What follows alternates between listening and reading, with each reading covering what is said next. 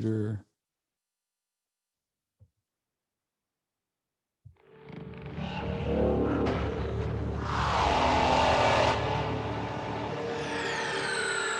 You're listening to Gen X Gamers Podcast.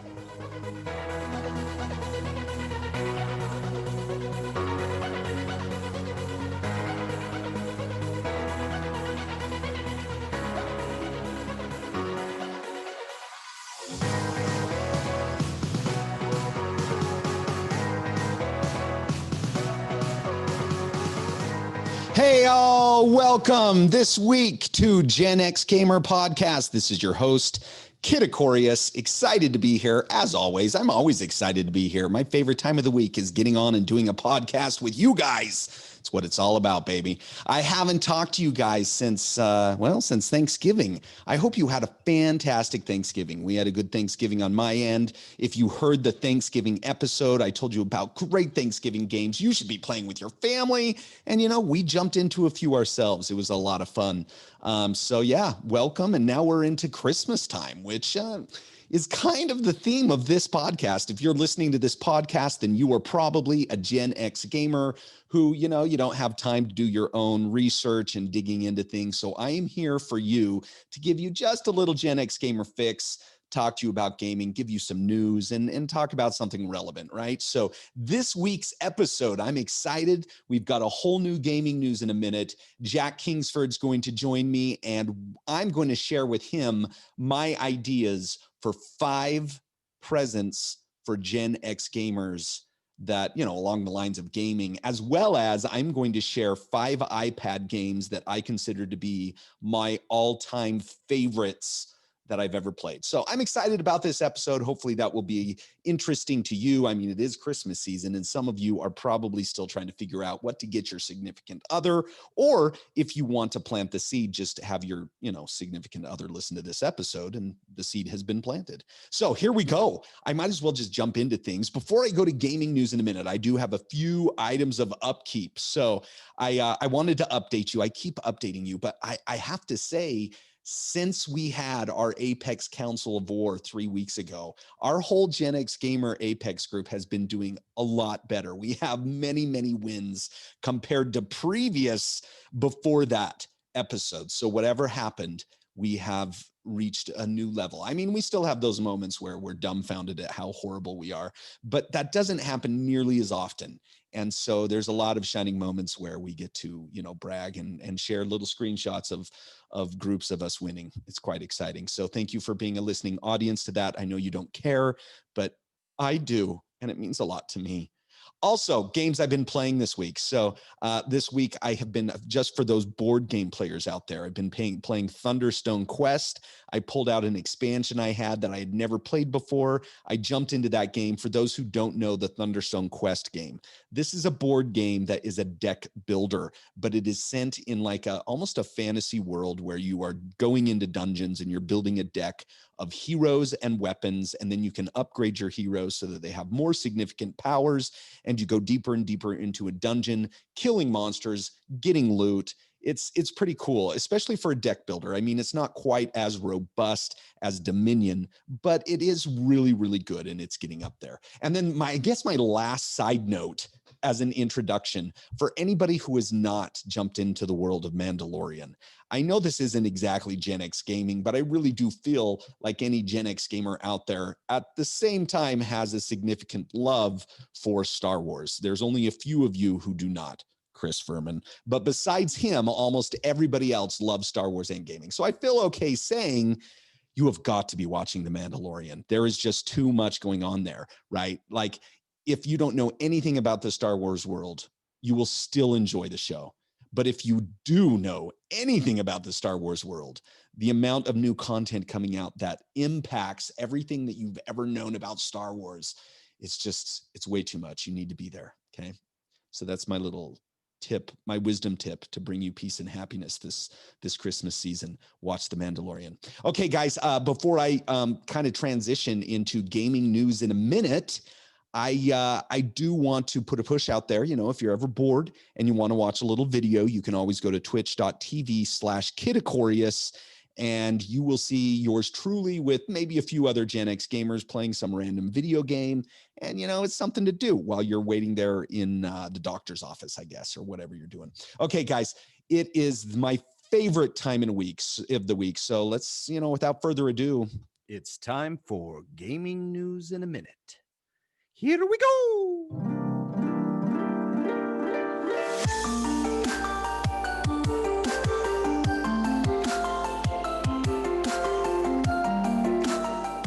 This week's gaming news in a minute starts where we always seem to leave off, the freaking PS5. I mean, I'm sick of talking about it and bringing it up, but it's become the bandwagon, what everyone is dying to get their hands on. I think half of the people even searching for one didn't even know it was coming out until it came out. Then everyone talks about it, and then they think they have to have it. It drives me crazy. Even my boss called me up and said, "Hey, Corey, do you think you can get your hands on a PS5 for me?" And I'm like, oh, geez, now he's pulling that card, the boss card, to try to get me to get him a PS5. I'm so tired of this. And people always want what they don't have. If you are as sick of it as I am, well, check out this last weekend's Saturday Night Live parody of the PS5 shortage using a riff on NMM's video Stan. It's hilarious. And I can't even stand Pete Davidson, and I still laugh my head off. So that'll be your nice PS5 fix for the week. This week, Cyberpunk 2077 will be launching. I talked about this game in my very first Gen X Gamer podcast, and now here we are months later for the launch. You remember the character optimization package, no pun intended. Well, you know that games have hit a whole new level when they have created universal launch times for titles so that everyone can know the exact second that they can begin playing the game. So that's what's going to happen this week. I believe it's on December 10th. You can go look up the exact minute that you can start playing Cyberpunk 2077. I've already started working on my, excuse for work, which, that is one of the nice things about COVID. Beforehand, I had to start, slowly with the cough, pretend I'm having a headache, a fever days before, so that when the day comes around, the story sounds more plausible. Oh, I'm super sick. I can't come into work. But now all you have to do is say, oh yeah, I woke up this morning, I have a cough. I don't think I should be working, and built-in excuse. Anyway, if you were a Gen X gamer parent deciding what to get your kid for Christmas, I have two suggestions. Suggestion number one, since they're all getting fatter and lazier from the pandemic. Well, I mean, most of our kids in America were getting that way anyway. But since most kids nowadays haven't ever even climbed a tree, swam in a canal, or toilet papered their neighbor, instead they just post vids of pranking their parents, taking care of some sim pet, or developing a new dance craze with one repetitive action over and over and over and over again, right? Well, that's why I suggest just get them Just Dance 2021. I remember when these games first came out, and I was some weirdo 30-year-old that was in my living room basement in front of the TV trying to do these dance moves to Just Dance. Oh, I'm so embarrassed that I'm even admitting this. But anyway, Just Dance 2021 could be a great game. And it's pretty cheap considering. I'm sure your kids will get great exercise. You might as well get them moving while they're being plugged in. And then if you want a serious game suggestion, the number one title, in my opinion, after the next gen console launch would be the Miles Morales Spider-Man game. It's solid, exciting. The combat is fresh and evolved. Miles Morales definitely is the best Spider-Man out there. Now, if you're a lame-o like me and you get off of sim games, then a new one has just been released. I mean, SimCity started us off. Well, maybe the Oregon Coast Trail game did when we were kids. I forgot the name of that one. Either way, sim games are not in short supply. You can take care of about every animal out there, run a kitchen, you can build cities, roller coaster parks, zoos. Well, next up is Fishkeeper Building the Best Aquarium. It's the name of the game. Sounds fun, huh? Well, the last fish tank I had was a 37-gallon that required constant cleaning, feeding, money, upkeep, and, the dang cichlids kept having hundreds of babies, so I felt guilty just abandoning them. I was stuck with this thing for years. I finally got rid of it. I'm never getting another one, but now I can just raise my own fish using this great game. Actually, it was quite interesting. You should check it out. Even you have to decide what placement in the room that's going to affect the overall health of the fish, their mental healthness. Just sounds like a good time. Anyway, better to just get a virtual tank. I'll probably check this one out. But perhaps the most important news of Gen X Gamer gaming news in a minute is this. If any of you are like me, you have this crazy fascination with everything Japan. And so I take you to the land of the rising sun, where I've been many, many times, and I have launched off in soul-searching walks from coast to coast. I'm having a hard time finding a reason to go back, but I finally have one, and that is Super Nintendo World is opening up in Osaka at Universal Studios. This is a world a la Harry Potter or any of the other ones from Disneyland, where you get to go and enjoy the world of Nintendo and Bowser and Mario and everything that they have to offer in a theme park. I finally have a reason to go to Japan in 2021. I'm so excited. And that is your Gen X Gamer gaming news in a minute. We'll be right back with Jack Kingsford.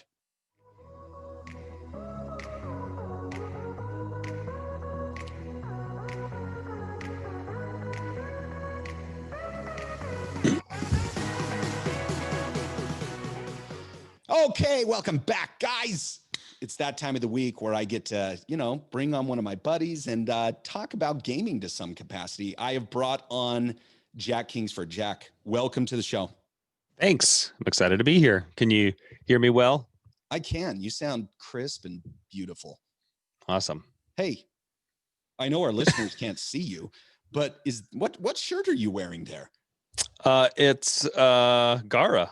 Yeah, that's why I was making all those references to Sand Coffin, Sand Tsunami. I love it. And your hat, right? I always have to represent with Ninja Turtles. Yep. Oh man. In fact, I have a turtle headset because it reminded me of Ninja Turtles. Actually, I forgot to tell you. You know the game Smite? I've kind of talked about Smite before. I actually did see they have Ninja Turtle skins, and I'm debating on getting back on the game just for that. Right. So I have Leonardo. I have. I knew. That's so funny that we haven't talked about this yet. No, we haven't, because you had me play a little bit, and I just had a hard time because, and we've had this discussion before, like I have limited time. And I've just invested so much time in Apex that I just keep going back to Apex. But when I saw those skins, I'm not going to lie, I have debated on buying them. And now that we're talking about it, maybe I just will, and we'll just stream it on Twitch for, that one person to watch. Exactly. I'm so excited. Hey, Jack. So I invited you to be here today. I'm going to give you my take on a few things, and, you can just respond. Tell me what you think of my picks. Some of them you may not know anything about. Some of them you may. But today I plan on sharing my 5 favorite iPad games of all time, as well as 5 shopping ideas for Gen X gamers. Sound good? Sounds great. Okay. So I think I'm going to actually start off with the iPad games. I discovered in doing this that I have downloaded over 750 games for the iPad in the last 10 years, which I don't know, it's somewhat on this side of pathetic, but do you play many games on the iPad? I do not. But I have some game, like,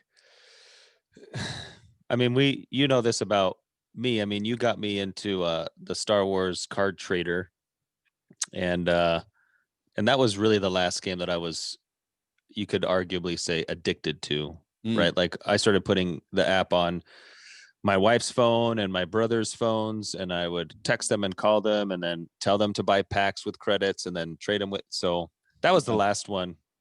Well, I'm glad you brought that up, because I think that is a different episode. So I am putting Star Wars Card Trader to a phone game. I'm going to separate iPad versus iPhone games. Because I think some are better on the iPhone than even the iPad, and vice versa. And I look at Star Wars Card Trader, although you can do it on the iPad, it was originally designed for the phone.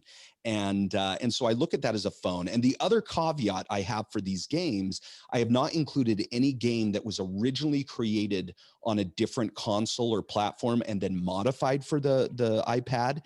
And I'm not counting any board game that was turned into it. So like Ticket to Ride for a board game, or Knights of the Old Republic. I don't count those in the running for my 5 top favorite iPad games of all time. Cool. Okay. No, I'm excited to hear your list, because Okay. maybe I'll download one. Oh, believe me, I think you will. So here we go. Number one, and this is not in any, actually, yeah, this is in an order now that I think about it. I did this in order. So my number 5 is a title that any listener is going to recognize. Your kids maybe even play it. I have no idea. They actually took the game and modified it, and now you can get it on consoles. It was so successful on iPad that it was transferred to other platforms, and that is Plants versus Zombies. Plants versus Zombies. Are you familiar with the game? Yeah. Yeah. I haven't played it very much, but I am extremely familiar. Yeah. Being It's a principal, basically, every kid talks about it. do they still? Well, they did. They did. I'll Oh. take that back. Did. Yeah, it's a little There's old. a new game, so I'm curious if you were going to bring that up to your list. Gotcha. Yeah, so Plants versus Zombies, it's your basic castle defense type of game where you have to build up, the defense, and then there's this, onslaught of wave after wave of bad guys. And so with zombies, it's all these zombies coming and you're in control of all these different plants to try to keep out these zombies. It's a great game. So for any Gen X gamer or even older, like I think of my older sister who was on for the Thanksgiving episode, if she would give this game a shot, she would probably love this game. But Plants vs. Zombies, it's silly, obviously, but it is addicting, and I love playing it on the iPad. So that's my first one. Ready for number 2? Number 2, I don't know that the title will resonate at all, and the description won't be that great for you, but it's called Badland. Badland. It is a level game, and it's basically set in kind of like in some world of where everything's made of machines, and you're like this soot ball that maybe has a little bit more of a form to it than just soot, but it kind of reminds me of the soot balls from what's the Studio Ghibli movie? Spirited Away. And anyway, so these soot balls just have to try to maneuver them through these pipes and different things, and it's just really creative. And I think what I really like about it is that the controls of it, there are no real controls. You take your 2 thumbs on either side of the iPad and you maneuver the soot ball by pressing on either side of the iPad and trying to get it to float between different obstacles and things like that. And you end up picking up these perks that cause you to grow really big or really small or go really fast or really slow. And there's all these dangers that you have to avoid. And but the thing that's great about it is that the visuals of it are beautiful, right? Like it's not just the complexity or the difficulty of maneuvering the ball there. It is the actual visuals and sound effects that are going on that create kind of immersive experience. So it's a level game. Do you find yourself playing level games like that at all on anything? No. That's But I've played like those pipe games where you move pipes around so that you can before the timer ends. kind of like And a as puzzle you're game. yeah, and as you were describing it, it kind of sounded similar to that, but I'm guessing it's not the same as well. Yeah, no, it's not So a puzzle game. It's definitely a level game, but it's pretty cool. If anybody out there listening likes visually appealing games and you just want a quick play for like 5 to 10 minutes, this is a good game for you. Okay, so the next 3, these next 3, I think stand apart from other iPad games, right? And they definitely are in a league of their own for sure. So number 3 for me is actually a title that I've done a whole episode on, and that is Hearthstone. Hearthstone. The game was originally developed for many platforms, not just iPad. And so maybe it's cheating on my list, but it is so easy to use on an iPad and so great to use on an iPad. Hearthstone is basically, it's a competitive card game similar to Magic, but there is no physical form of Hearthstone. It is only a digital game, but it has made millions of dollars. There are world tournaments across the world, and in fact, if you guys remember Ziedler Dinkins that came on and did a podcast with me, he actually qualified to go to I forgot where, somewhere out in the Middle East, to a tournament for this. And it's just really a really captivating strategic game that you can sit down and play one match in 5-10 minutes. And so for anybody who just wants a quick dose and you're on break at work or somewhere, it's just a really easy game to play that's pretty fun.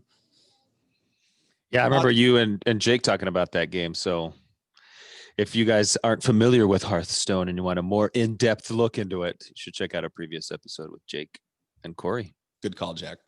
Okay, number 2. I'm excited about this one.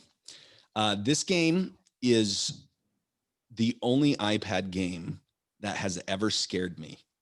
And yeah, it's scary. Like, this is a legitimate scary game. You don't scare easily too, so I'm intrigued to find out what this game is. Yeah.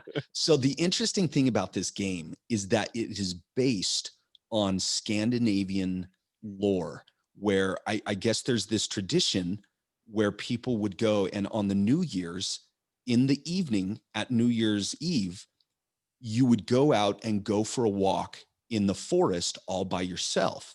And whatever you saw in your walk would be like a fortune of what was to come in the next year.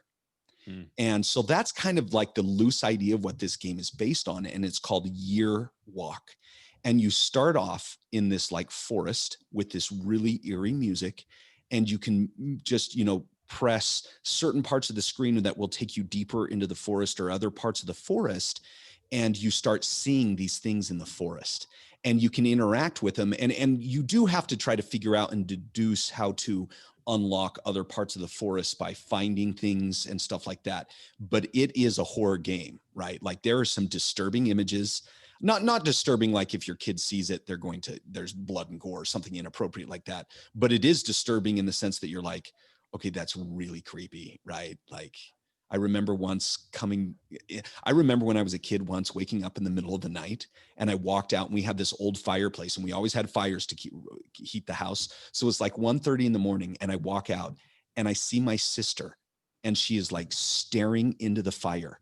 And I walk up to her and she just doesn't even notice me. She's just like glued. And like this eerie feeling came over me as I'm staring at my sister who is possessed, staring into the fire. Like that's what came into my mind. I was so scared. I ran right back into my bedroom and I'm like, oh my gosh, something's going on. And then I hear her follow me into my bedroom and stand. And I'm like peeking through my fingers, trying not to see her, and she's just staring at me, and then she turns and leaves. That was like one of the scariest moments of my life. This game reminds me of that.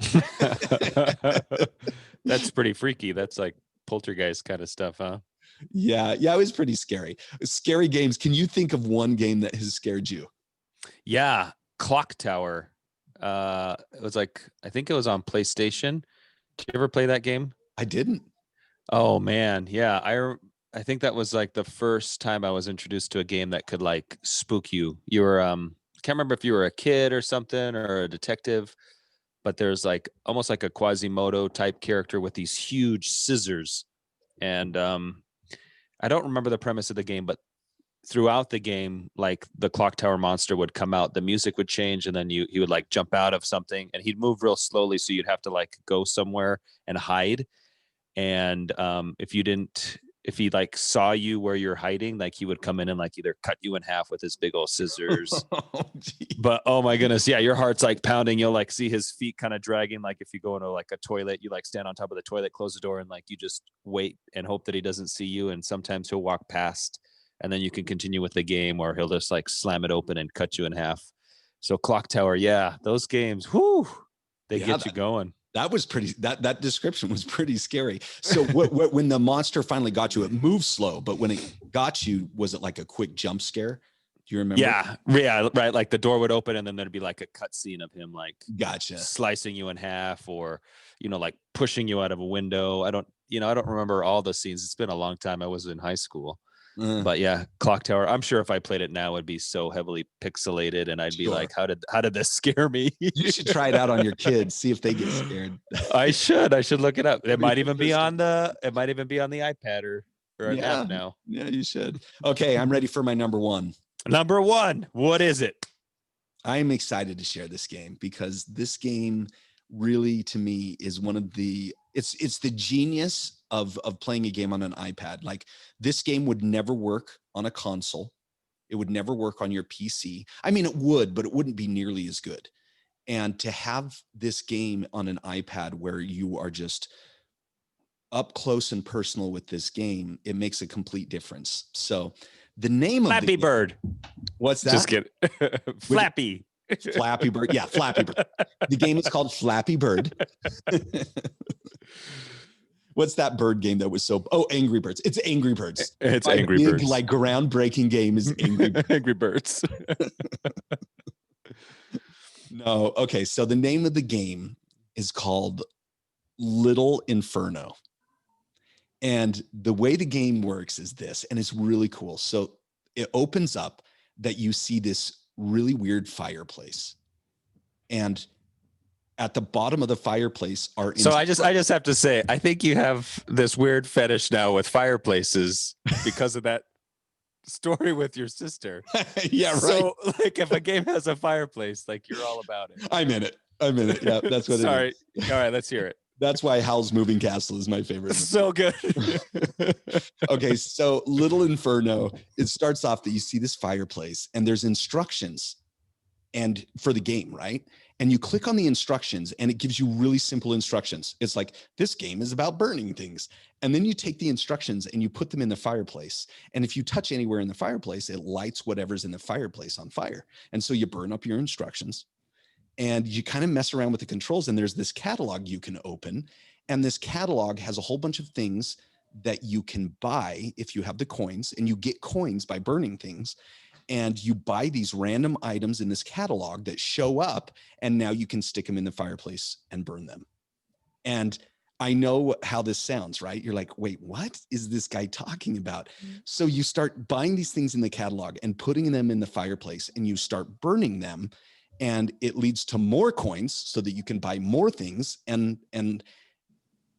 at first, that's what it seems like all it is. It's like this weird ASMR type game that it gives you this cozy feeling because you get to burn all of these really random objects, right? Like it'll have photographs or a bus of children or like plush toys or light bulbs, whatever. It has all these random objects, and you start putting them in these fireplaces and you start burning them. And in order to unlock more catalogs, you have to figure out what combinations of products you burn at the same time to unlock these different like achievements, right? But does it lead into like live things and get all morbid? Well, no. Well, so here's the interesting thing.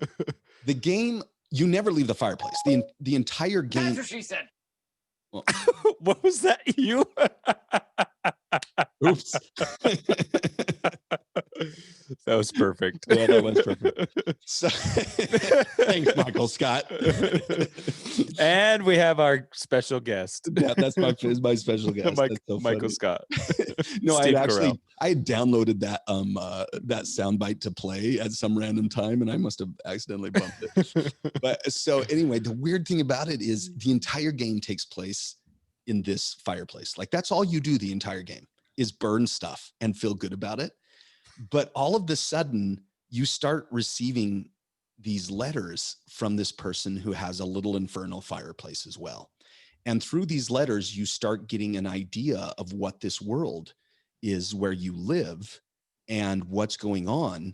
And it starts turning into this really like, you're not sure if it's dark or mysterious or what, but there's this weird feeling that starts to accompany this game where you can tell that there's, number one, a message they're trying to say, and two, there's something deeper going on. And so you start unlocking all of these catalogs, burning all these different objects, and the further you go, the more you delve deep to find out this world where Little Inferno is a product that you actually buy and burn stuff in. And it's got a great sense of humor, but it's also got this sense of foreboding that just pulls you in. And the crazy thing about it is it's a total stress relief as you play this game. Like to just, the music is really gratifying, and to burn all of these things and see it burn, it's visually really, really cool. And then it has the cleverness of trying to figure out how to unlock these different combinations of products that you burn at the same time. And then the randomness of these things in the catalog are just hilarious to like be able to grab it and stick it in there and burn it. It's just, I know that it sounds like the weirdest thing, but I'm telling you, this game is fantastic. I don't think anybody would be disappointed unless all they care about when it comes to gaming is 100% action. But if you have an eye for creativity and an eye for art, then you will enjoy this game. It was one of the nominated game of the years, and it was an editor's choice game. So, I mean, I'm not the only one with a high opinion of the game. It did come out like 6 or 7 years ago, but it's really good. If you're going to get a game for the iPad just to try out and goof around with, I highly suggest Little Inferno. Cool. I'm actually intrigued with the mystery behind it. I like things that are just not in your face right away, right? That you have to kind of unpack things. I actually, really like that. I like puzzles and riddles. So it kind of sounds like that's what it would do a little bit. Yeah, definitely. Do you have any suggestions for an iPad game? Oh, Corey, you would ask that. You don't have to. Because I don't play that often, I got to look at my game app. Oh, Infinity. Oh shoot, what's Infinity War? Infinity Blade. Blade, that's it. Nathan and I were talking about that game. Tell us about it. It's a great one. You remember it? Yeah, well, I played it when we went to Japan, if you remember. I got the game when I was in Alaska. Right. I remember. I got it when I was depressed. And it's super simple, but it was really gratifying at the time, right? So you're this character, and I'm guessing you're from another world, but you get certain swords and armor and weapons, and your character just looks really cool. And the mechanics are super simple. Like each movement, like in this world, and I thought it looked really great, but you'll start off in front of this huge, gigantic, essentially like medieval looking monster. And you just tap on him and your character swings left to right, ducks, blocks, and you essentially just try to swipe really fast and get combos and kill these monsters. And that's all you do. And then every level after you defeat one monster, then you have different areas that you can click on the map. And as you move, there's different, monsters that just get stronger and stronger, and they have different combos and moves until you get to the very end and you destroy the boss. And then you go on to the next game. And there's 3 of them, I think. I think I only beat the first 2. It's not the greatest description of the game, but essentially that's all it is. It's just you just tap and swipe and get more cool armor. And it was a blast for me. I got sucked in and loved it. Did your fingers get tired?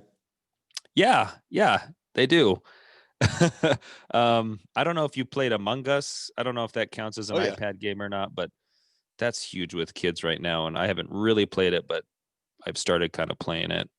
I'm like swiping through. It's pretty pathetic. I have a ton of Ninja Turtle app games that of course I'll play for a little bit and then stop playing because they're not really that great. There was like one version that was like Temple Run. It was like a Ninja Turtle Temple Run version. Yeah. I think I played that one for a long time. And then there was another turtle game where I think it was Turtle Legends. Yeah, you got me into that one actually. I played a little bit. Yeah. I got addicted. Unlock the different characters, right? Yeah, I got addicted to that because they had at the time there was like the newest movie Ninja Turtles, and I wanted to unlock those skins really badly. But in order to unlock them, you have to level up, and eventually it just got to the point where there was no way to ever beat the game. Right? Yeah, they just kept making it more difficult, so I just stopped. Was Pokemon Go an app or a iPad game or a phone game first? I would consider that phone, right? People would be out on their phones running through forests and parks. And yeah. I mean, that one's definitely an honorable mention when you get to the phone if it's not on your list. But did you play Pokemon Go? Oh yeah, I play with my kids every now and then. That's cool. I think that Infinity was the one that I played probably the most, man. Infinity Blade. Gotcha. That's all I got. Yeah, I'm a one-trick pony. So say that again. I'm a one-trick pony. That's what she said. Yeah, I found my moment. You got it. Okay, so hey, guess what, Jack? We already took way too long. I don't have time to do my 5 shopping ideas for Christmas. What? We need that. I was actually waiting for that. I'm sorry. Really? I keep talking. Oh, but Yeah, I I guess want to it'll get be a your. super long episode. So if anybody's going to listen to this whole episode, thank you for being patient. I'm going to give you 5 shopping ideas for Gen X gamers. Are you ready? I'm ready since I'm the only one who listens to this podcast. Okay, here we go. In your household, you mean? All right, let's hear it. Okay. I have to say the list, it's kind of a generic list, and I apologize for that. But maybe some people out there, really don't know what to get somebody for Gen X gamer. And I think this is just thinking a little outside the box. So the first thing that I can think of that came to my mind that actually made a huge difference for me in work and gaming is actually my gaming chair. My gaming chair is fantastic. I mean, when you're gaming for a long period of time and you're sitting, it can get really uncomfortable. And so those gaming chairs are built with your neck and back in mind. And the kids, they can sit in the banana chairs, they can lay out on the carpet, they can be in any position they want. But us old Gen X gamers, we need to find a way to be comfortable. So my first one is a gaming chair that's probably going to run you though anywhere between 150 to 250 bucks, depending on the chair you go for. I'd be down for that. Does it have a- have do they have speakers on them? Some of They them? do. Yeah, it's actually the chair I'm sitting in right now. If you're looking at the podcast, I've got this GT racing chair, and it has audio built into it. So, Are there some that have like little massage things too? Like, I'm sure like how your controller vibrates. I bet there's some that I don't know. I'm sure there's some like Japanese toilets that are like a bidet and shoot it up your butt, but Oh, stop it. Number 2, gaming headset. Yeah, that's a must. I mean, the headset is something that's often overlooked, right? I mean, rarely do you buy a console and a headset is included. And if it does, it's very basic. But Jack, you and I can speak to, if you are playing Apex or any other game with other players and their headset is choppy, we immediately mute them. We can't handle it. Oh yeah, and I mean, speaking from experience, so Corey got me into gaming again because he lent me his Xbox and I had a controller, but I had no headset and I would only play when my kids would go to bed. So I'd have to turn on the TV. So I started by just putting in my like old, just random headset that I would use for my phone. And it was horrible. Corey would give me the hardest time. And so then I was like, oh, now I got to spend money on this stupid thing. So then I went to Best Buy, bought the cheapest headset. And again, it was the same issues. And then I got like the next headset up that seemed decent, but within a budget, and got that headset. And it made a world of difference. And then I ended up getting other like adapters to put onto the controller to improve the sound. And then when I had my headset and things were sounding good, then Chris, we had him joining us, and his was horrible. So that I knew exactly what you were talking about. It was a nightmare. And every time we got on, we just kept railing on him and getting on him. And then he eventually broke down and got a good headset. So yeah, now we don't yell at each other about our headsets. Now we just yell at each other for how bad we play. Yeah, it's true. And the headset, you get what you pay for. You need to do a little research, true. Find out what has good reviews, and don't just say, oh, this will work. It won't work. If you are using a headset, then that means you want to have a good gaming experience with other people. So you got to make it good. Okay, my third one, customized Xbox controller. So I'm giving a shout out to Jonah for this one. 2 years ago, he told me that you can get on and purchase your own customized Xbox controller. You can make it whatever colors you want it to be, select different types of buttons and different things like that. And I thought, oh, that's kind of cool. So then I went and I built a couple controllers and gave him as presents. And I thought they were pretty cool. I like the idea that you can, choose your own customized colors. So, if you have somebody you want to give a present to and they have certain sports teams colors or things like that, they would be excited about, that could be a fun idea for them.